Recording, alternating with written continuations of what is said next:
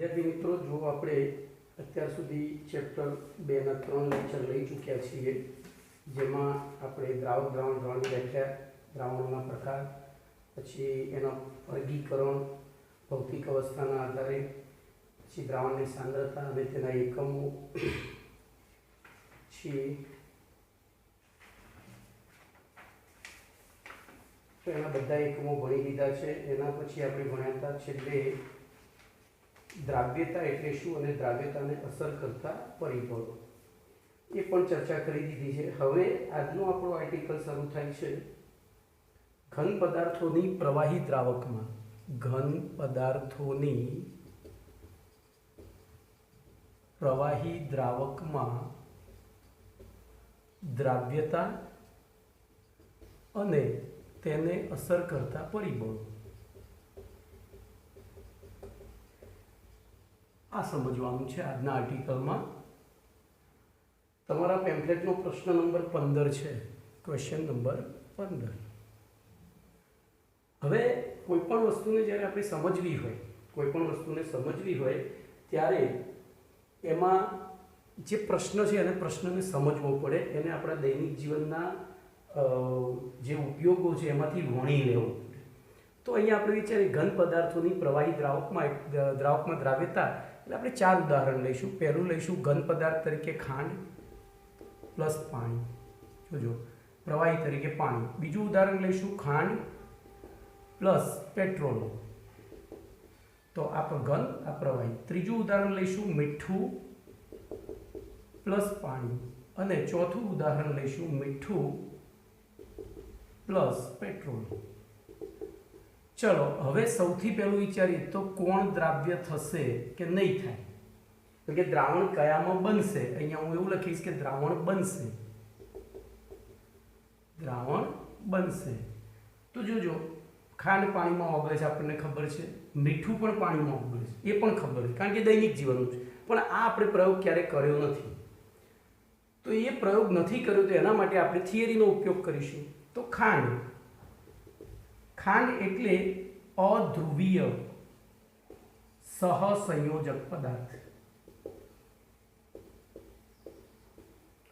ખાંડ એટલે અધ્રુવીય સહસંયોજક પદાર્થ.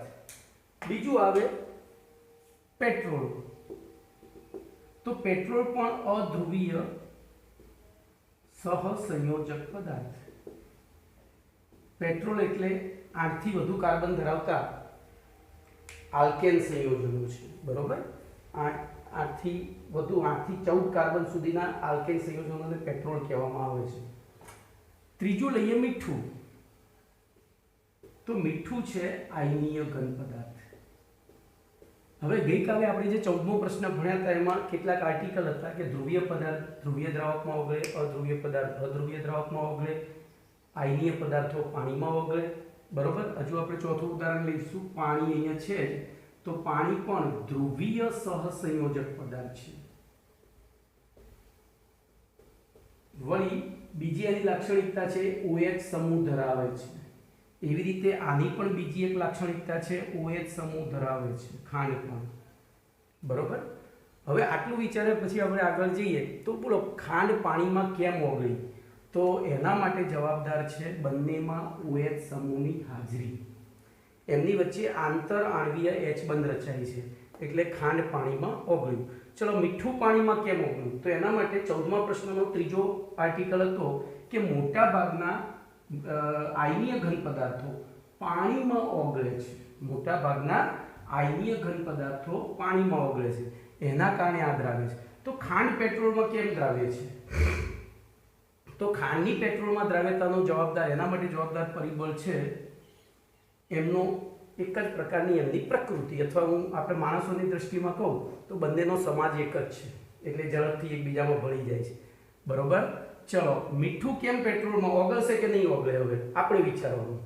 તો મીઠું આયનીય ઘન પદાર્થ છે, પેટ્રોલ અધ્રુવીય સહસંયોજક ઘન પદાર્થ પ્રવાહી પદાર્થ છે. બંનેનો સમાજ જુદો જુદો છે.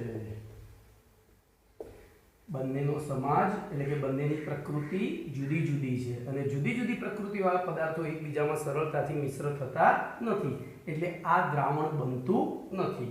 તો આના ઉપરથી આપણને પહેલો આર્ટિકલ શું મળ્યો બોલો? ઘન પદાર્થોની પ્રવાહી દ્રાવ્યતામાં અસર કરતા પરિબળોમાં બોલો પહેલો આર્ટિકલ શું મળશે? તો પહેલો આર્ટિકલ મળે જોજો દ્રાવ્ય અને દ્રાવકનો સ્વભાવ. શું મળે? દ્રાવ્ય અને દ્રાવકનો સ્વભાવ. એટલે કે એમાં પછી આપણે ડિટેલમાં લખીએ તો એવું લખાય કે ધ્રુવીય પદાર્થો ધ્રુવીય દ્રાવકમાં, અધ્રુવીયમાં, જે ગઈકાલ 14મો પ્રશ્ન હતો એ રિપીટ કરવાનો જ છે.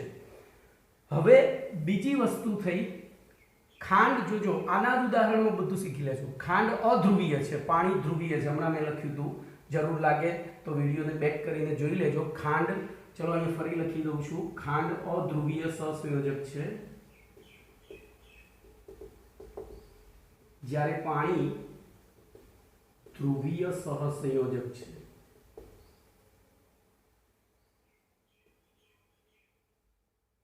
તો બંનેના સમાજ જુદા જુદા છે, તેમ છતાંય કેમ ઓગળ્યા? તો એનું કારણ હતું બંનેમાં OH સમૂહ. બરોબર, બંનેમાં OH સમૂહ. એનો મતલબ કે બંનેમાં, ધ્યાન રાખજો, આપણે આ ખાંડનો OH સમૂહ લઈએ અને આ પાણીનો OH સમૂહ લઈએ તો આપણને ખબર છે કે ગઈકાલે આપણે હાઇડ્રોજન બંધની વ્યાખ્યા ડિટેલમાં ભણ્યા હતા. એ અનુસાર જે સંયોજનોમાં હાઇડ્રોજન પરમાણુ બળદ સાથે જોડાયેલો, બળદ એટલે OX, O એટલે ઓક્સિજન અને X એટલે હેલોજન. તો હેલોજન અને ઓક્સિજન સાથે જોડાયેલો હાઇડ્રોજન એ ધન વીજભારિત હોય. અને ત્રીજું છે N, તો FON સાથે, અહીંયા જોજો, FON સાથે જોડાયેલો હોય, ઓક્સ સાથે જોડાયેલો એસિડિક હોય અને FON સાથે જોડાયેલો ધન વીજભારિત હોય. એ ધન વીજભારિત સરળતાથી છૂટો પડી શકે એવું. તો એ ધન અને પછી અહીંયા ઋણ, તો આ બંને એકબીજા તરફ આકર્ષાય છે અને એ આકર્ષણના લીધે એકબીજામાં મિશ્ર થાય છે. ખાંડ અને પાણીનો સમાજ જુદો હતો, તેમ છતાં ભેગા થવાનું કારણ કે એમનો અંદર આંતર આણ્વીય આકર્ષણ પેદા થાય છે. તો અહીંયા બીજું અસર કરતા પરિબળ થશે આંતર આણ્વીય આકર્ષણ. તો જે બે પદાર્થો વચ્ચે આંતર આણ્વીય આકર્ષણ બળ પ્રવર્તતું હોય એ સરળતાથી એકબીજામાં મિશ્ર થાય. હવે એમાંય આપણે ડીપમાં જઈએ તો આંતર આણ્વીય આકર્ષણ કયું? તો આ તો ખરું જ, એકબીજા પ્રત્યેનું આંતર આણ્વીય આકર્ષણ તો ખરું જ, પણ જે તે પદાર્થનું, ઘન પદાર્થનું પોતાના, એટલે જેને આંતરિક આંતર આણ્વીય આકર્ષણ બળ કહેવાય અને એનું બીજું નામ છે લેટિસ ઉર્જા, જે આપણે 11મા ધોરણના ચોથા ચેપ્ટરમાં રાસાયણિક બંધનમાં શીખ્યા હતા. તો ધ્યાન રાખજો. હવે એને સમજવા એક ઉદાહરણ લઈએ. હું 1 લિટર પાણી લઉં, બે પાત્રમાં, બંનેમાં 1 લિટર પાણી છે. આમાં 100 ગ્રામનો આરસ પાણીનો ટુકડો નાખું અને આની અંદર 100 ગ્રામ મીઠાનો ગાંગડો નાખું. બોલો શું થશે? થોડા સમય પછી, આપણે બીજું કશું જ કરવાનું નથી, ખાલી મૂકી જ રાખવાનું છે. તો અડધા કલાક પછી કે કલાક પછી આવીશું ત્યારે મીઠું ઓગળી ગયેલું હશે. સામે આરસ પાણીનો ટુકડો એઝ ઇટ ઇઝ રહેશે. બરોબર? જો કે આરસ પાણીનો ટુકડો પણ ઓગળે છે, પણ એ કલાકમાં નથી ઓગળતો, બહુ વર્ષો લાગે છે.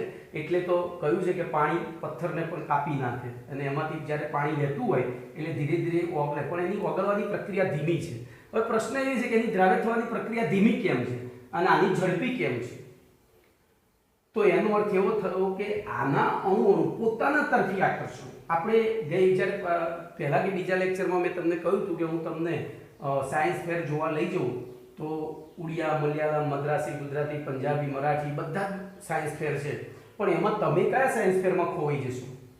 તો તમે ગુજરાતીમાં ખોવાશો, કારણ કે તમને ગુજરાતી પ્રત્યે ત્યાં આકર્ષણ પેદા થયું. બરોબર? આમ ક્રોસ આકર્ષણ પેદા થયું. પણ જો હું બળજબરીપૂર્વક તમને મદ્રાસી મેળો જોવા લઈ જાઉં તો શું થાય? તો ત્યાં તમને આ આકર્ષણ, એટલે કે મેળા પ્રત્યે આકર્ષણ પેદા નથી થતું, એના કારણે પોતાના ગ્રુપ તરફી આકર્ષણ વધી જાય છે અને પોતાના ગ્રુપ તરફી આકર્ષણ વધે એટલે તમે ત્યાં હોવાવ નહીં. તો અહીંયા એવું છે, આરસપાણના અણુ વચ્ચેનું આકર્ષણ બળ વધારે છે. કોના કરતા? આરસપાણ અને પાણી કરતા. જ્યારે અહીંયા મીઠાનું આંતરિક જે આકર્ષણ છે એનું પોતાનું, એ આરસપાણની સાપેક્ષે ઓછું છે. એટલે શું થશે? આરસ પાન ધીમે ધીમે ઓગળશે જ્યારે આ મીઠાનો ગાંગડો ઝડપથી ઓગળશે. એટલે કે આપણને તરત આપણે લેબોરેટરીમાં જ્યારે પ્રયોગ કરતા હોય ત્યારે આપણને વિધિને 5 મિનિટમાં રીડિંગ મળી જવું જોઈએ. તો એના માટે 5 મિનિટ કે કલાક કે 2 કલાકમાં એના માટે વર્ષો ના કાઢવાના હોય. તો એના માટે થઈને આપણે આને દ્રાવ્ય પદાર્થ ગણ્યો છે, મીઠાને આને અદ્રાવ્ય પદાર્થ ગણ્યો છે. તો જોઈએ બીજું બોલો, ત્રીજું અસર કરતા પરિબળ કયું આવશે? તો એ થયું આ આંતરાણ્વીય આકર્ષણ. એમાં તમારે આ રીતે 2 રીતે સમજાવવાનું છે. હવે ત્રીજું એની દ્રાવ્યતા. ત્રીજું ઘન પદાર્થની દ્રાવ્યતા. જોજો આ વસ્તુને સમજવા માટે બહુ સરસ ઉદાહરણ લઈશ. એક લક્ઝરી બસની અંદર બસ સંપૂર્ણ ખાલી છે. બોલો, શરૂઆતમાં જેમ જેમ પેસેન્જર ભરાતા જશે એમ નવા પેસેન્જર સમાવવાની એની ક્ષમતા શું થતી જશે? ઓછી. એટલે અહીંયા પણ એવું થશે. પ્રવાહી દ્રાવકની અંદર ઘન પદાર્થ ઓગળતો જાય. હવે જો પ્રવાહી જેમ લક્ઝરી બસની અંદર બેઠકોની સંખ્યા મર્યાદિત છે એમ તમે જે દ્રાવકનો જથ્થો લીધો છે એ દ્રાવકના જથ્થાની દ્રાવ્યને આકર્ષવાની એક લિમિટેડ ક્ષમતા છે. અને એના કારણે શું થશે? શરૂઆતમાં એ બધું જ ખાલી હતું એટલે ઝડપથી પદાર્થ દ્રાવ્ય થશે, બહુ ઝડપથી દ્રાવ્ય થશે. પણ જેમ જેમ અંદર દ્રાવ્ય પદાર્થનો જથ્થો વધતો જશે એમ પાછળથી નવો જે પદાર્થ ઓગળવાની પ્રક્રિયા ધીમી પડતી જશે. એટલે તમે શરબત બનાવવાનું શરૂ કરો, દ્રાવ્ય એટલે કે સંતૃપ્ત દ્રાવણ બનાવવાની શરૂઆત કરો તો શરૂઆત નીચે જો આ પ્રયોગ કરવા જેવો છે. પહેલી 1 ચમચી 100 ગ્રામ પાણી લેવાનું, 100 ml, એની અંદર 1 ચમચી ખાંડ નાખી અને એ કેટલા સમયમાં ઓગળે છે નોંધવાનું. પછી એ ઓગળી ગયા પછી ફરીથી બીજી 1 ચમચી નાખવાની અંદર અને પછી એને એ કેટલા સમયમાં ઓગળે છે એ નોંધવાનું. તો પહેલા સમય કરતાં બીજો સમય વધારે હશે. એમ ક્રમશઃ જેમ અંદર ખાંડ ઓગળતી જશે એમ બાકીની ખાંડને ઓગળવા માટે લાગતો સમય વધતો જશે. એનો મતલબ કે દ્રાવણની સાંદ્રતા વધતી જાય એમ એ દ્રાવણની અન્ય દ્રાવ્ય પદાર્થો ઓગાળવાની ક્ષમતા ઘટતી જાય છે. ચલો એના પછી તો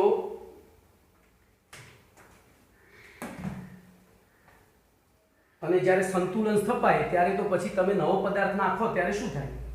અહીંયા તમે ઘન પદાર્થ ઓગાળતા જાઓ મહત્તમ દ્રાવ્ય પદાર્થ ઓગળી ગયો, પછી એની ઓગળવાની ક્ષમતા પૂરી થઈ ગઈ એટલે તોય તમે સ્ટરિંગ ચાલુ રાખો છો તો નવો પદાર્થ જે જશે એ ઓગળશે.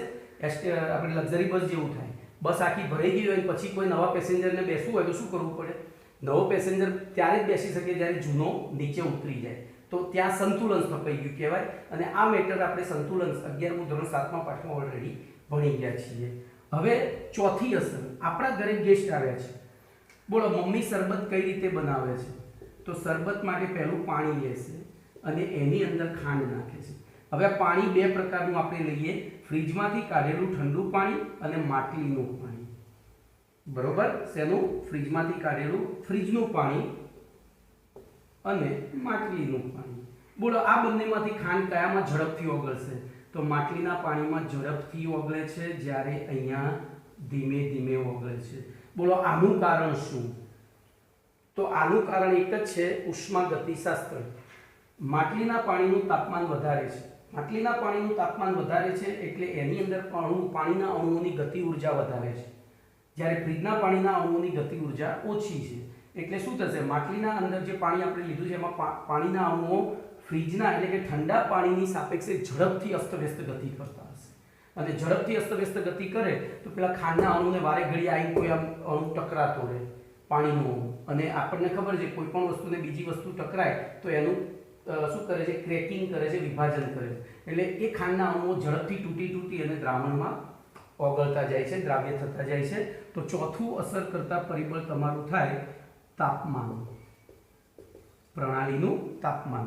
અને છેલ્લે વાત કરીએ તો અહીંયા જે એની હું વાત કરવા જઈ રહ્યો છું, છેલ્લી અસર છેલ્લા પરિબળની, એ ઘન પદાર્થો ઉપર એની અસર થતી નથી. પણ તો પણ આપણે નથી થતી એ પણ જણાવવું જરૂરી છે. તો દબાણ, આપણને મનમાં એક વસ્તુ આવે છે કે દ્રવ્યની કોઈ પણ લાક્ષણિકતા ઉપર તાપમાન દબાણની તો અસર થાય જ છે. તો અહીંયા દબાણની અસર થતી નથી એ જણાવવું જરૂરી છે. દબાણની અસર થતી નથી એ બાબત જણાવવી જરૂરી છે. તો આમ તમારો પ્રશ્ન નંબર 15 ઘન પદાર્થોની દ્રાવ્યતા અને તેને અસર કરતા પરિબળો સમજાવો. તો એની અંદર તમારે આટલું લખવાનું છે. આ બધી ખાલી તમને સમજાવવા માટેનું બોર્ડ વર્ક છે. આમાંથી કશું જ તમારે લખવાનું નથી. પણ હા, આ તમે સમજશો એટલે અંદરનું લખાણ એકદમ ઇઝીલી આવડી જશે. ફરી એકવાર જોઈએ તો દ્રાવ્ય અને દ્રાવકનો સ્વભાવ. તો એમાં આપણે જે 14મા પ્રશ્નમાં ભણ્યા હતા એ જ લખવાનું છે, બીજું કંઈ લખવાનું નથી. 14મા પ્રશ્ન પ્રમાણે લખી દેવાનું.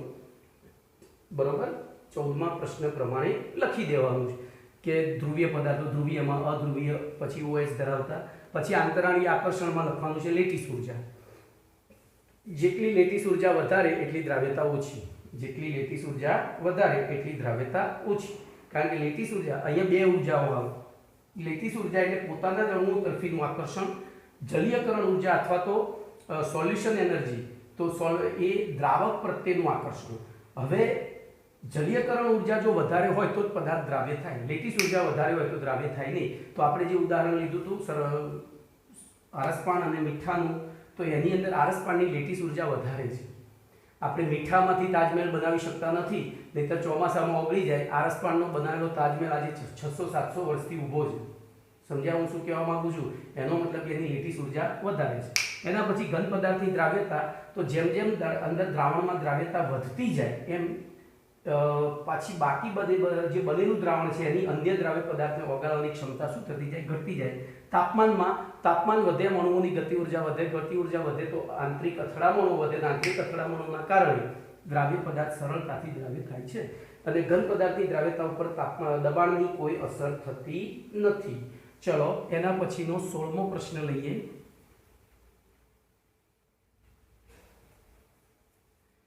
તો 16મા પ્રશ્નમાં ખાલી મારે એક જ સુધારો કરવાનો છે, બે જ નંબર અને તો વાયુમય પદાર્થોની પ્રવાહી દ્રાવકમાં દ્રાવ્યતા. હવે જો હું તમને આ પ્રશ્ન ચલાવતા પહેલા 1 મિનિટ અને આ વિડીયોને સ્ટોપ કરી અને તમને વિચારવાનું કહીશ કે ભાઈ તમે જે 15મો પ્રશ્ન ભણ્યા છો એના આધારે 16મા પ્રશ્ન વિશે વિચારી લો. તો બરોબર, એના આધારે 16મા પ્રશ્ન વિશે વિચારી લો. બોલો શું તમને જોવા મળે છે? બરોબર, આમ એક વખત વિચારી લો. હું સેટિંગ કરું છું થોડું આ વિડીયોનું, થોડું મને ઓકે. ચલો તો હવે આપણે બીજી બહુ ડિસ્કશન નહીં કરતા, સીધું ટુ ધ પોઈન્ટ આવીશું. બોલો આમાં પણ પહેલું અસર કરતા પરિબળ કયું આવશે? તો દ્રાવ્ય અને દ્રાવકનો સ્વભાવ. જો વાયુ ધ્રુવીય હશે તો ધ્રુવીયમાં ઓગળશે. બરોબર, તો વાયુ દ્રાવ્ય અને પ્રવાહી દ્રાવકનો સ્વભાવ. તો આગળનો જ આર્ટિકલ બેઠે બેઠો લખવાનો છે. પછી બીજું તો બોલો પેલામાં બીજું કયું હતું વિચારો તો આંતરાણીય આકર્ષણ. તો અહીંયા આંતરાણીય આકર્ષણની ચર્ચા કરવાની આવશે નહીં. કેમ? આમાં આંતરાણીય આકર્ષણની ચર્ચા કરવાની આવશે નહીં. બોલો કેમ? તો એનું કારણ છે કે વાયુઓમાં આપણે ભણી ગયા છીએ દ્રવ્યની કઈ અવસ્થામાં સૌથી ઓછું આંતરાણીય આકર્ષણ હોય? તો વાયુમાં. અને એના કારણે અંતરાણી બીજામાં એ નહીં આવે. તો હવે બોલો ત્રીજું કયું આવશે? વિચારો ફટાફટ. તો ત્રીજું હતું ત્યાં ઘન પદાર્થની દ્રાવ્યતા હતી, એની જગ્યાએ અહીંયા એ પણ નહીં આવે. કારણ કે વાયુ શું દ્રાવ્ય થઈને અંદર રહેતો જ નથી. તમે દાખલા તરીકે સોડા પીવા ગયા છો, સોડા પેલા બનાવીને આપી ફાઉન્ટેન સોડા, એને અડધો કલાક મૂકી રાખો, અથવા તો તમારી પેપ્સી કે થમ્સઅપની બોટલને અડધો કલાક ખુલ્લી મૂકી રાખી અને પછી પીવાનો પ્રયત્ન કરીશું તો એમાં ખાલી ગળો જ સ્વાદ આવે છે, સોડાનો સ્વાદ આવતો નથી. કારણ કે ત્યાં દ્રાવ્ય તરીકે જે CO2 વાયુ હતો એ ફ્લાય ઉડી ગયો છે, ડિફ્યુઝ થઈ ગયો છે. એટલે આમાં 3 જ પરિબળો આવશે અસર કરતા. બીજું આવશે તાપમાન. બોલો હવે અહીંયા તાપમાન અને ત્રીજું હું લખી દઉં છું દબાણ. અને હવે આપણે ચર્ચા કરીએ. બોલો તાપમાનમાં શું થશે? તો તમે સોડા પીવા જાઓ છો ત્યારે પેલો કેવી રીતે સોડા બનાવે છે, ફાઉન્ટેન સોડા, એટલું વિચારવા થિયરી આવડી જશે. તો આપણે જઈએ ત્યાં એટલે પહેલું તો કેવું પાણી વાપરશે? તો ઠંડુ. દાખલા તરીકે તમને અત્યારે કોરોના ચાલી રહ્યો છે, આપણે કોરોનાનું ઉદાહરણ લઈશું. અથવા તો તમે શરદીથી પીડાઈ રહ્યા છો, ડૉક્ટરે તમને ઠંડુ પાણી કે ઠંડી વસ્તુ પીવાની ના પાડી છે, તેમ છતાં તમને સોડા પીવાની ઈચ્છા થઈ તો તમે ઘરેથી ગરમ પાણી લઈને જાઓ છો બોટલમાં અને પછી પેલાને કહો કે ભાઈ આ ગરમ પાણીમાં મને સોડા બનાવી નાખ. બરોબર, ફાઉન્ટેન સોડા જે આવે છે લારીમાં હોય ને અંદર બોટલ ભરાવીને આમ પ્રેશર આપે, તો એ ગમે એટલી એની આખી કાર્બન ડાયોક્સાઇડ બોટલ વાયુની બોટલ ખાલી કરી દે ને તો પણ ગરમ પાણીમાં સોડા ક્યારેય ના બને. એનું કારણ કે ગરમ પાણીની અંદર અણુઓ અસ્તવ્યસ્ત, એમની જે ગતિ ઉર્જા ખૂબ જ વધારે છે અને સામે વાયુની ગતિ ઉર્જા વધારે છે. એટલે બે વધુ ગતિ ઉર્જાવાળા વસ્તુઓ એકબીજા સાથે અથડાય એટલે બે પાછી ફેંકાય. એટલે હું તમને સમજવા માટે સીધું ઉદાહરણ આપું તો એક મસ્તીખોર ક્લાસની અંદર બધા જ વિદ્યાર્થીઓ મસ્તી કરતા હોય અને કોઈ વિદ્યાર્થી દરવાજો ખોલે, જેવો સીધો જ મુક્કો નાક ઉપર પડે એટલે પેલો પાછો દરવાજાની બહાર. તો અહીંયા પણ એવું થાય છે કે જેમ જેમ તાપમાન વધે છે એમ વાયુ દ્રાવ્યની પ્રવાહી દ્રાવકમાં દ્રાવ્યતા, તો તાપમાન વધે તેમ પ્રવાહી દ્રાવકમાં વાયુ દ્રાવ્યની દ્રાવ્યતા ઘટે છે. બોલો ઓકે. હવે દબાણની વાત કરીએ. ચલો, ત્રણ મિત્રો છે, ધ્યાન રાખજો. આપણે સોડા વોટરની થિયરી પરથી આ ભણવાનું છે આખું. સોડા વોટર પીવા ગયા છીએ, ત્યાંની ત્યાં ઉભા આપણને થિયરી આવડી જવી જોઈએ, અથવા તો આપણે ત્યાંથી નીકળતા 2 મિનિટ ઉભા રહીએ, પેલો સોડા કઈ રીતે બનાવે, લોકો કઈ રીતે પીવે છે, આટલું જ જોવાનું. થિયરી અમને આવડી જાય. દૈનિક જીવનમાં જેટલું કેમિસ્ટ્રી છે એટલું બુકમાં નથી, આટલું કહી દઉં મિત્રો. અને એને દૈનિક જીવનમાં શોધશો ને તો બુક ખોલવી નહીં પડે, બહુ મજા આવશે. દબાણની વાત કરીએ. 3 મિત્રો સોડા પીવા ગયા છે. એક જણાએ કીધું કે મારે માઇલ્ડ સોડા પીવી છે, પેલો કે મારે મીડિયમ પીવી છે, પેલો કે મારે સ્ટ્રોંગ પીવી છે. હવે વિચારો તમે, સોડાવાળું સોડા કઈ રીતે બનાવે છે. હવે માઇલ્ડ, મીડિયમ અને સ્ટ્રોંગ સોડામાં શું ડિફરન્સ છે પહેલું એટલું વિચારીએ. તો માઇલ્ડ સોડા એટલે જેમાં કાર્બન ડાયોક્સાઇડનું પ્રમાણ ઓછું છે, બાકી બધું એઝ ઇટ ઇઝ. મીડિયમ એટલે જેમાં કાર્બન ડાયોક્સાઇડનું પ્રમાણ મીડિયમ છે, અને સ્ટ્રોંગ કે જેમાં કાર્બન ડાયોક્સાઇડનું પ્રમાણ વધારે છે. તો એના ઉપર આપણે જઈએ તો એ ઓછો કાર્બન ડાયોક્સાઇડ, મધ્યમ કાર્બન ડાયોક્સાઇડ અને વધુ કાર્બન ડાયોક્સાઇડ કેવી રીતે ઓગાળે છે.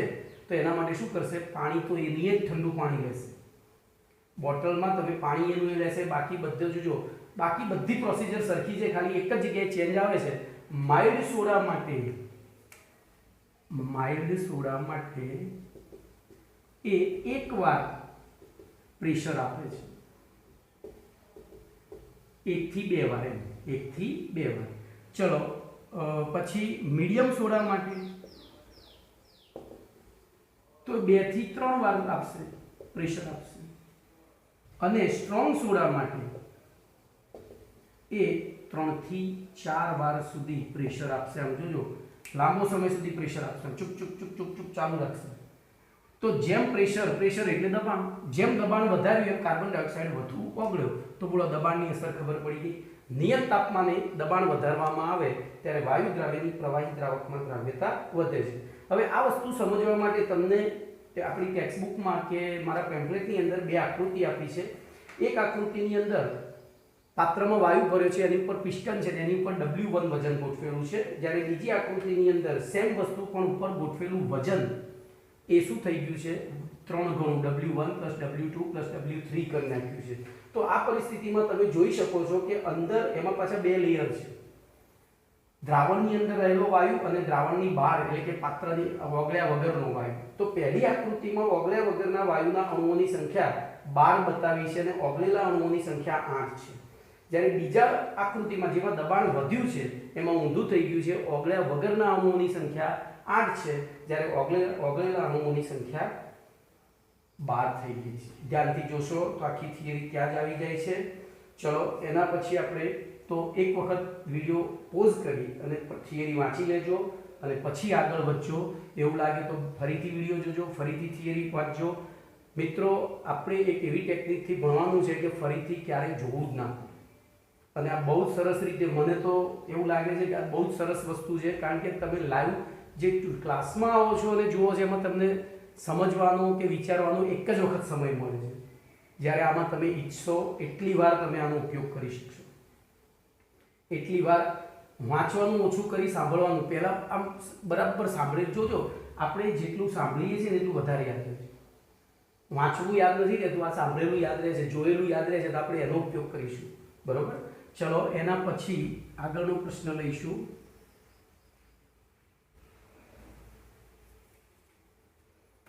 તો આગળનો પ્રશ્ન નંબર 17 છે. પ્રવાહી દ્રાવકમાં વાયુ દ્રાવ્યની દ્રાવ્યતા ઉપર દબાણની અસર સમજાવો તો પ્રવાહી દ્રાવકમાં વાયુ દ્રાવ્યની દ્રાવ્યતા ઉપર દબાણની અસર અને એના સંદર્ભમાં હેનરીનો નિયમ છે. હેનરીનો નિયમ છે. એક જ મિનિટ જરા હું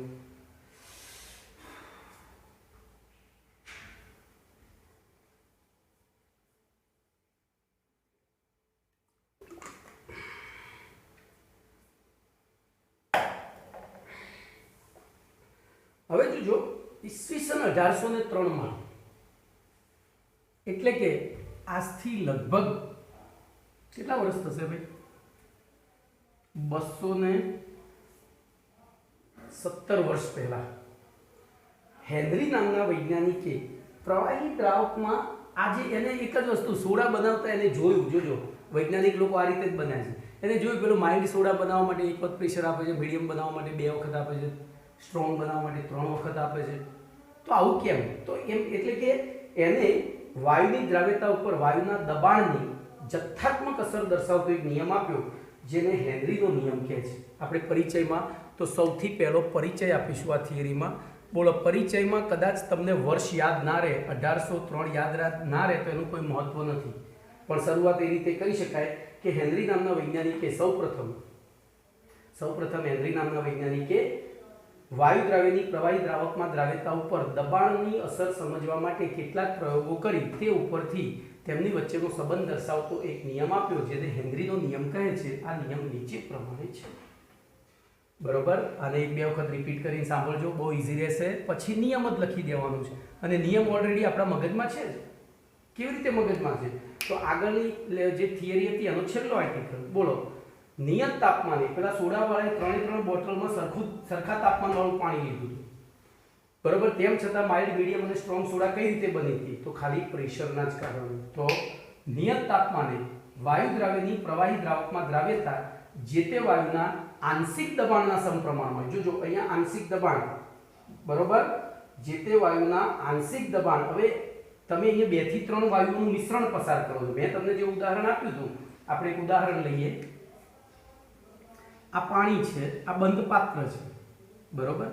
આ બંધ પાત્ર છે, આ પાણી ભરેલું છે. અહીંયા 3 વાયુઓ છે, A, B અને C. આનું દબાણ 5 બાર છે, આનું દબાણ 7 બાર છે અને આનું દબાણ 2 બાર છે. બરોબર? બોલો, ટોટલ આ પાત્રનું દબાણ કેટલું થયું? તો 14 બાર થયું ડાલ્ટનના આંશિક દબાણના નિયમ પ્રમાણે. પણ હવે આ પાણીમાં 3 માંથી કયો વાયુ સૌથી વધુ પ્રમાણમાં ઓગળશે? તો આ સૌથી વધુ. પછી આ, સોરી મારી ભૂલ થઈ, ઉપર જોયું નહીં એટલે આ મધ્યમ પ્રમાણમાં ઓગળશે ત્રણેયની સાપેક્ષે. આ સૌથી વધુ પ્રમાણમાં ઓગળશે જ્યારે આ સૌથી ઓછો. બોલો, આ આકૃતિએ તમને હેનરીનો નિયમ સમજાવી દીધો. કેમ? તો પાણી એક જ છે એનો મતલબ કે તાપમાન સમાન છે. એક જ પાત્રમાં વાયુઓ ભરેલા છે એનો મતલબ ફરીથી તાપમાન સમાન છે. માત્ર જુદું શું છે? તો એમનું દબાણ. આ દબાણને એનું આંશિક દબાણ કહેવાય ડાલ્ટનના આંશિક દબાણના નિયમ પ્રમાણે. અને એ પ્રમાણે જેનું આંશિક દબાણ વધારે છે વધુ દ્રાવ્ય થયો, જેનું ઓછું છે ઓછો દ્રાવ્ય થયો, મધ્યમ છે. તો બોલો, નિયમનું વિધાન એકદમ ઈઝીલી આટલી આકૃતિ દોરીને તમે ગોખ્યા વગર યાદ રાખી શકો. ગોખ્યા વગર યાદ રાખી શકો. ચલો, એના પછી બીજું તો નિયમ લખાઈ ગયો. હવે જોજો, કોઈ પણ શોધ છે ક્યારે કોઈ એક વૈજ્ઞાનિક કરતો હોતો નથી. ઘણા બધા વૈજ્ઞાનિકોના આવા વિચારો આવતા હોય છે. તો એ જ સમયગાળામાં ડાલ્ટન, મેં તમને હાલ એનું નામ આપ્યું કે ભાઈ આંશિક દબાણનો નિયમ એને ડાલ્ટને આપ્યો હતો. એ ડાલ્ટન પણ આ જ પ્રયોગો કરી રહ્યો હતો. પણ ડાલ્ટનની કમનસીબી એટલી જ કે પોતે પોતાનો નિયમ જાહેર કરે એ પહેલા હેનરીએ નિયમ જાહેર કરી દીધો.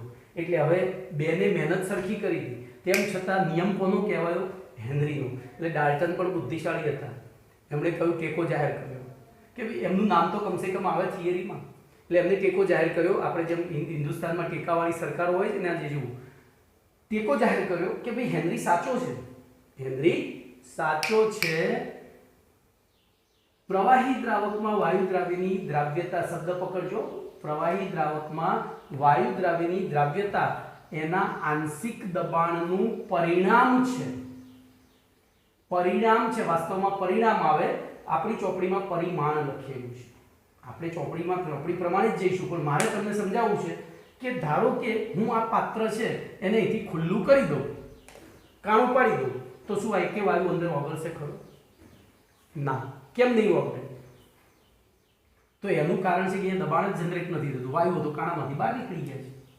એનો મતલબ આ વાયુ અંદર ઓગળશે કે નહીં એ બાબતનો આધાર શેની ઉપર છે? આના દબાણ ઉપર। એટલે કે વાયુ પ્રવાહી દ્રાવકમાં વાયુ દ્રાવ્યની દ્રાવ્યતા એ વાયુ દ્રાવ્યના આંશિક દબાણનું પરિણામ છે।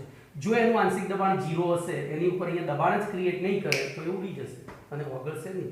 તો ફરીથી બોલો, ડાલ્ટને શું વિધાન આપ્યું? ડાલ્ટનનું વિધાન 1 માર્ક્સમાં પૂછાય છે, બરોબર? તો ડાલ્ટને વિધાન આપ્યું, પ્રવાહી દ્રાવણમાં વાયુ દ્રાવ્યના મોલ અંશ, એટલે કે એની દ્રાવ્યતા, વાયુ દ્રાવ્યના મોલ અંશ, એ મોલ અંશના સંદર્ભમાં દ્રાવ્યતા આપી છે, તે દ્રાવણની મુક્ત સપાટી ઉપર, સોરી એક મિનિટ મારી ભૂલ થઈ, હું હેનરીનો નિયમ ફરી બોલી રહ્યો છું, આપણે તો ડાલ્ટનનું બોલવાનું છે। ડાલ્ટને એવું કહ્યું કે વાયુની પ્રવાહી દ્રાવકમાં દ્રાવ્યતા વાયુના દબાણનું વિધેય અથવા તો પરિણામ છે, વિધેય અથવા તો પરિણામ છે। ટેક્સ્ટબુક પ્રમાણે આપણે વિધેય પણ, વિધેય ટેક્સ્ટબુકમાં છે ને એમાં પરિમાણ જ છે। આ તો હું મારી રીતે જે ઇન્ટરનેશનલ બુકો વાંચી છે એના ઉપરથી મેં નોટ્સ બનાવેલી છે, એટલે સમજવા માટે ખોટો શબ્દ હોય આખી થિયરી ખોટી પડી જાય।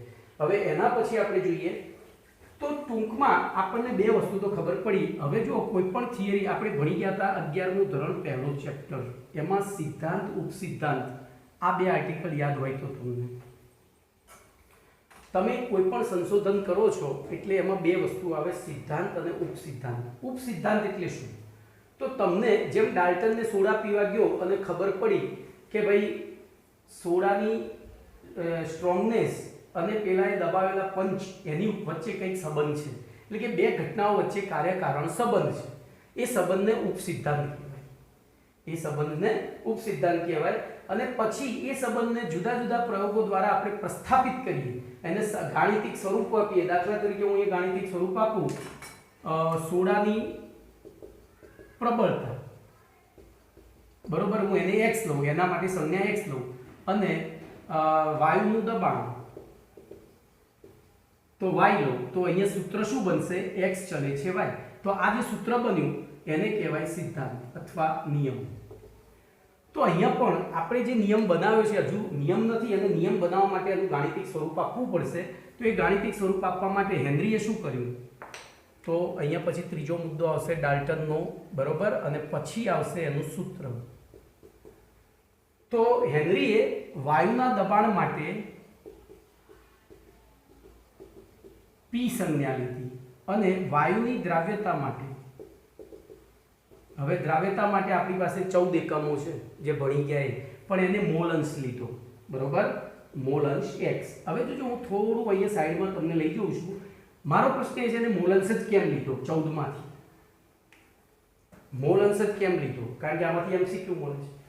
તો એનું કારણ છે એ 14 જે એકમો હતા, નોર્માલિટી, ફરીથી રિપીટ કરું છું, નોર્માલિટી, હવે સંજ્ઞા લખીશ, molarity, molality, formality, % weight by weight, % weight by volume, % volume by volume, % volume by weight, પછી આના આ ચાર વસ્તુ, weight by weight ppm, weight by volume ppm, volume by volume ppm, પછી વોલ્યુમ બાય વેટ ppm, અને પછી mall અંશ, બરોબર। બોલો કેટલા થયા? ગણો તો 2 4 6 8 10 12 ને 13।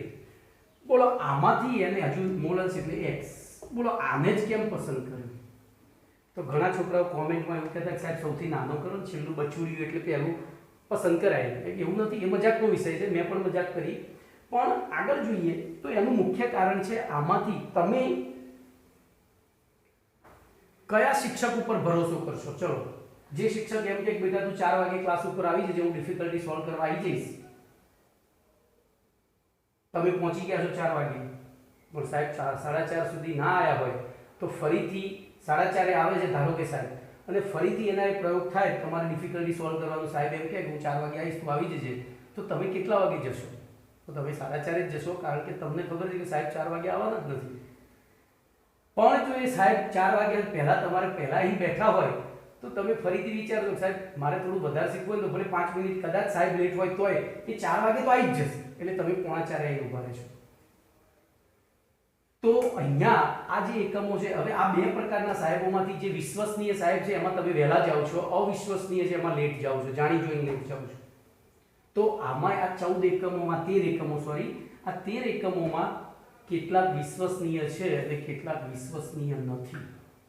તો કયા વિશ્વસનીય છે કયા વિશ્વસનીય નથી, બોલો ચલો વિચારો તમે. વિશ્વાસ અહીંયા આપણે એવું કયું પરિબળ ધ્યાનમાં લઈશું કે જેથી કરીને આની ઉપર આપણે વિશ્વાસ કરી શકીએ, બોલો. તો આ દ્રાવણ છે, આ મનુષ્ય થોડું છે, તો એનું મૂલ્ય ના બદલાય તો એ વિશ્વસનીય. ગમે તે પરિસ્થિતિમાં એ પોતાનું વચન પાલન કરે, પોતાનું મૂલ્ય જાળવી રાખે તો એ વિશ્વસનીય. તો એના માટે જવાબદાર પરિબળ અહીંયા આવશે. જોજો દ્રવ્ય છે, મૂળ દ્રાવણીય દ્રવ્યનો એક પ્રકાર છે, બરોબર, સમાન મિશ્રણ છે, અને દ્રવ્યને અસર કરતા પરિબળોમાં તાપમાન અને દબાણ મુખ્ય છે. તો જે દ્રવ્ય તાપમાન દબાણની કોઈ પણ પરિસ્થિતિમાં પોતાની સાંદ્રતા અથવા તો પોતાના મૂલ્યો, પોતાના ઇથિક્સ જાળવી રાખે એને વિશ્વસનીય કહેવાય. પોતાના ઇથિક્સ જાળવી રાખે, પોતાનું મૂલ્ય, પોતાની વિશ્વસનીયતા જાળવી રાખે એને વિશ્વસનીય કહેવાય. હવે તાપમાન બદલાય ત્યારે શું બદલાય છે? તો કદ બદલાય છે. દબાણ બદલાય ત્યારે કદ બદલાય. જોજો તો આમાંથી જે એકમો કદ ઉપર આધારિત છે એ બધા કેવા? અવિશ્વસનીય. પરંતુ જે દળ ઉપર આધારિત છે, આમાંથી જે એકમો દળ ઉપર આધારિત છે બધા જ વિશ્વસનીય. કેમ? તો ગમે એટલું તમે કોઈ પણ વસ્તુને ગરમ કરો એનું દળ ના બદલાય, એનું દળ ના બદલાય. નહીતર જો દળ બદલાતું હોત તો આઈસ્ક્રીમ ગરમા ગરમ અને ગોટા ઠંડા ફ્રીજમાં મૂકેલા ગોટા ખાવા પડે, કારણ કે વેપારી પોતાનું ફાયદાનું વિચારે, પણ એવું થતું નથી. તો જે એકમો આમાંથી દળ ઉપર આધારિત છે બધા વિશ્વસનીય. હવે તમે વિચારો કે આમાંથી કયા દળ ઉપર આધારિત છે? તો આપણે બધા વિચારીએ છીએ કયો કદ ઉપર ને કયો. તો નોર્માલિટીની વ્યાખ્યામાં આપણે નિયત તાપમાને 1 લિટર એટલે બોલો આ કદ ઉપર આધારિત થયું, આ પણ કદ ઉપર આધારિત થયું. મોલારિટીમાં હતું 1 કિલોગ્રામ દ્રાવક એટલે આ દળ ઉપર આધારિત, બોલો આ એક વિશ્વસનીય થયો. ફોર્માલિટીમાં પાછું કદ હતું, પછી અહીંયા તો દેખાય જ છે બે દળ છે, પછી આમાં તો દળ કોનું હોવું જોઈએ? બે પ્રશ્ન પેદા થાય. દળ તો દ્રાવ્ય અને દ્રાવક બંનેનું, તો આ બધામાં આપણે દ્રાવ્યનું તો દળ જ લીધું છે. જો 1 કિલોગ્રામ દ્રાવણમાં ઓગળેલા દ્રાવ્યનો જથ્થો પણ એ ગ્રામમાં જ લીધો હતો. 1 લિટર દ્રાવણમાં ઓગળેલા દ્રાવ્યનો તુલ્યભાર તો એ ગ્રામમાં જ લીધો હતો. તો એનો મતલબ આપણે કોને ધ્યાનમાં લેવાનું છે? નીચે એટલે કે દ્રાવક માટે અથવા દ્રાવણ માટે લેવાનું. તો પાછું જોજો આ વિશ્વસનીય હું અહીંયા વી લખીશ, બોલો આ પણ વિશ્વસનીય પણ આ અવિશ્વસનીય, કારણ કે આ દળ ઉપર આધારિત છે. પાછું આ કદ ઉપર, બોલો આ કદ ઉપર, પાછું આ શેના ઉપર છે? પણ અહીંયા જોજો તાપમાન બદલાશે એટલે શું થશે? પેલો દ્રાવ્ય પદાર્થ થોડો ઉડી જશે, એટલે આ ધ્યાનમાં નહીં લેવાય, કારણ કે અહીંયા બે દળમાં હોવું જોઈએ. ટૂંકમાં આ બે દળમાં આ બધામાં શું હતું? બોલો અહીંયા શું હતું? તુલ્યભાર પ્રતિ લિટર હતું પહેલામાં, બરોબર. બીજામાં મોલ પ્રતિ લિટર હતું. ત્રીજામાં શું હતું? મોલાલિટીમાં તો મોલ પ્રતિ કિલોગ્રામ. જોજો આ બે શેના એકમ છે? મોલ એ જથ્થાનો એકમ ને કિલોગ્રામ એ જથ્થા, એટલે કે દળ ઉપર આધારિત એકમો છે. બે એક કદનો એકમ નથી. તો આ પણ અવિશ્વસનીય જ કહેવાય. પછી આ પાછો વિશ્વસનીય, બરોબર. અવિશ્વસનીય. હવે આ પાછો તો વિશ્વસનીય, કારણ કે એમાં મોલ અંશ છે અને મોલ અંશ એ મોલ ઉપર આધારિત હોય છે. બોલો ક્લિયર? તો એને હજુ એક કારણ આપ્યું છે કે એને અહીંયા મોલ અંશને કેમ ધ્યાનમાં લીધું. બીજું કારણ, આ 4 વિશ્વસનીય થયા, 3 1 પછી 2 3 અને 4 થયા વિશ્વસનીય. પણ એ ચારેમાં આનું કેલ્ક્યુલેશન એકદમ સરળ છે. કેમ? તો દ્રાવણમાં ઓગળેલા દ્રાવ્યના મોલ અને દ્રાવકના મોલ નક્કી કરો, એના ઉપરથી જવાબ આવી જાય. પેલા બધામાં તો દળ માપવાનું, કદ માપવાનું જે પણ આવતું એમાં એકદમ ઈઝી છે. એટલે સૌથી ઈઝી મેથડ માટે એને મોલન્સ પસંદ કર્યો છે. ચલો એના પછી તો હવે આના ઉપરથી સૂત્ર બનાવીએ તો શું થશે? તો આપણે નિયમ બનાવ્યો તો નિયત તાપમાને વાયુની દ્રાવ્યતા તેમાં રહેલા દબાણના સમપ્રમાણ, એના આંશિક દબાણના સમપ્રમાણમાં હોય છે. તો કાયદેસર નિયમ શું થવો જોઈએ? x ચલે છે p થવું જોઈએ. જોજો આ કાયદેસર પણ અંદર નિયમ આપ્યો છે p ચલે છે x, અંદર નિયમ આપ્યો છે p ચલે છે x. બોલો આવું કેમ? ડગલે ને પગલે આમાં MCQ છે, વિચારો.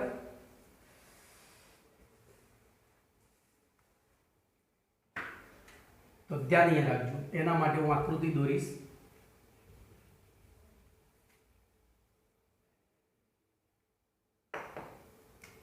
આપણે એક પાત્ર બંધ પાત્ર લઈએ છીએ. એ બંધ પાત્રની અંદર નીચે પાણી છે અને ઉપર વાયુ ભરેલો છે. બોલો અહીંયા જેટલી અહીંથી કાણા દ્વારા આપણે વાયુ ભરીએ છીએ. હું પહેલો પ્રયોગ લઈશ. પ્રયોગ 1 માં એક વાયુની દ્રાવ્યતા 5 ગ્રામ પર લિટર છે, અથવા તો આપણે ગ્રામ પર કિલોગ્રામ આવે તો 5 ગ્રામ પર કિલોગ્રામ છે. બોલો શું થશે? 5 ગ્રામ પ્રતિ કિલોગ્રામ છે તો શું થશે? જેટલો ઓગળ્યો પછી આ વાયુ અંદર ઓગળવાનો બંધ થઈ જશે. ઓગળવાનો બંધ થઈ જાય એટલે નવો વાયુ આવી શકે નહીં. નવો વાયુ આવે નહીં તો અહીંયા આપણે જે બેરોમીટર મૂકી છે, બોલો એની 100 કેટલી હશે? આપણે અહીંયા 5 છે તો 5 લઈએ, બરોબર. બોલો ધારો કે આ 25 ગ્રામ પર હોય તો વધારે વાયુ આવશે, તો આ કેટલું રીડિંગ બતાવશે? 25 નું. એનો મતલબ કે અહીંયા જે દબાણ દેખાશે દ્રાવ્યતા ઉપર આધારિત છે.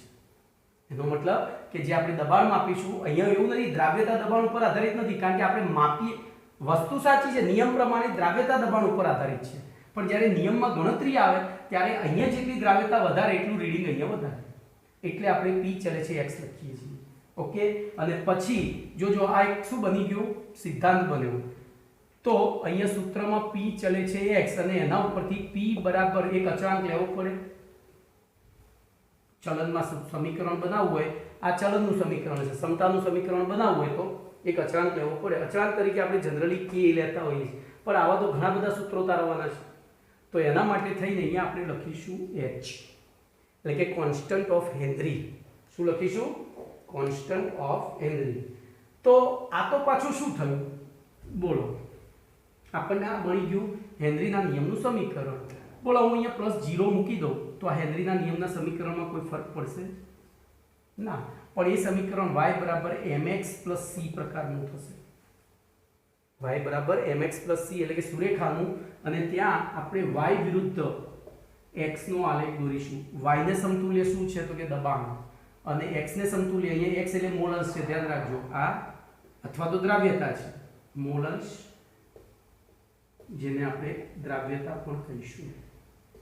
અને એના ઉપરથી વિચારીએ તો c અચળાંક છે, અને હંમેશા કોઈ પણ સુરેખાનો આલેખ શરૂ થાય અચળાંક મૂલ્યથી, તો c નું મૂલ્ય 0 છે એટલે અહીંથી શરૂ થશે આલેખ. એ કઈ તરફ જશે નક્કી કરશે એમ ઢાળનું મૂલ્ય હશે kh જેટલું. જો kh નું મૂલ્ય ધન હોય તો મેં 11માં શીખવાડ્યું હતું, kh નું મૂલ્ય ધન હોય તો ચડતો આલેખ, ઋણ હોય તો ઉતરતો આલેખ. તો બોલો હવે આલેખ ક્યાંથી ક્યાં જશે? આમ જશે, કારણ કે kh નું મૂલ્ય ધન છે, અને એનો ઢાળ કેટલો થશે? તો કે kh જેટલો. કેટલો થશે? હેનરીના અચળાંક જેટલો. બોલો કમ્પ્લીટ. હવે આપણે આ હેનરીના અચળાંક ઉપર તાપમાન દબાણની અસર સમજીશું. ધ્યાન રાખજો, હેનરીનો અચળાંક એ બદલાય તો એના માટે છેલ્લો આર્ટિકલ જે છે, પહેલો તો હેનરીના અચળાંકનો એકમ શું થશે? તો કે બાર થશે. આનો એકમ કેમ બાર થશે? તો ધ્યાન રાખજો, p બરાબર kh * x. આપણે સૂત્રનો કરતા kh ને કરીએ તો p/x. p નો એકમ 12 છે અને મોલ અંશ એકમ રહિત છે. તો બોલો kh નો એકમ શું થઈ ગયો? 12 થયો. જો ઘણી બધી MCQ છે ને, આ રીતે સમજીને તમે ગોખ્યા વગર જવાબ આપી શકો. ગોખવાની જરૂર જ નથી, પણ થોડી મહેનત, માનસિક કસરત કરવી પડે બેટા. ઓકે, ચલો ધ્યાન અહીંયા. હવે આપણે પાછા આવી જઈએ તો kh ના મૂલ્યો, બોલો એક જ વાયુ માટે જુદા જુદા તાપમાને kh ના મૂલ્યો જુદા હશે. કેમ? કોઈ કહી શકશે? આવું આપણે ભણ્યા. એક જ વાયુ માટે જુદા જુદા તાપમાને kh ના મૂલ્યો જુદા જુદા હશે. તો હમણાં જ ભણી ગયા, ઠંડુ પાણી ગરમ પાણીમાં એટલું જ સરખું દબાણ આપીએ તો સોડા બનતી નથી, ગરમમાં નથી બનતી, સોડામાં બને છે. એનો મતલબ તાપમાન બદલાય kh નું મૂલ્ય બદલાય. પહેલું બોલો, તાપમાન બદલાય kh નું મૂલ્ય બદલાય. તો હું અહીંયા મારું બોર્ડ નાનું પડે છે, ખાલી બોર્ડ લગભગ મોટું આવી જશે. મંગાવ્યું છે, હવે લોકડાઉનમાં મળે તો સારું છે, પેલો આવા દે તો KH ના મૂલ્યો આપણે એની વિગત લખીશું. તો એમાં પહેલું તાપમાન એક જ વાયુ માટે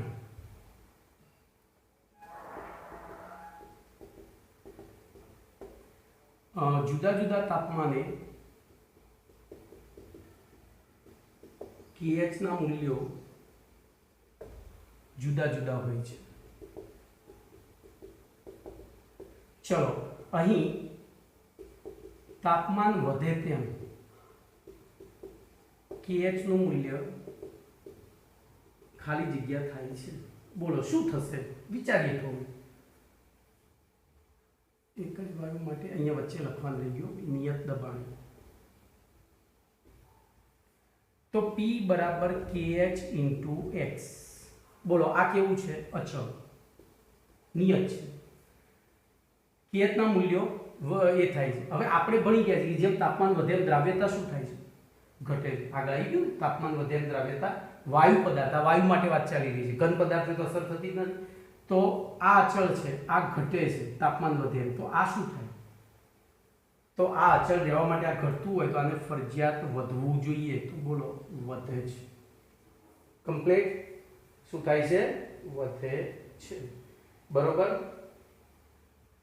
હવે બીજી વસ્તુ કરીએ. નિયત દબાણ. બોલો KH નું મૂલ્ય વધે તેમ દ્રાવ્યતા શું થાય? મેં શીખવાડીને પૂછું છું. મારી આદત છે, હું ક્યારેય એમને નથી પૂછતો, શીખવાડી દઉં. તો હાલ આગળનો જ આર્ટિકલ છે એનો એ જ છે. P બરાબર KH × X. બોલો નિયત દબાણ એટલે આ અચળ થઈ ગયું. KH નું મૂલ્ય શું થયું? આ વધ્યું. તો બેનો ગુણાકાર અચળ રહેવા માટે આ વધે તો આને શું કરવું પડે? ઘટવું પડે. દાખલા તરીકે 8 બરાબર 4 × 2 આ અચળ છે. તો 8 ના 8 રાખવા માટે જો આ ઘટતું હોય, આને 2 કરીએ તો આને શું કરવું પડે? 4 કરવું પડે. ખબર પડી? ચલો, એના પછી છે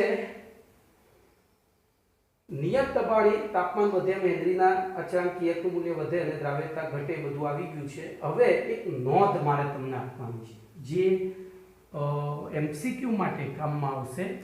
તો 20°C તાપમાને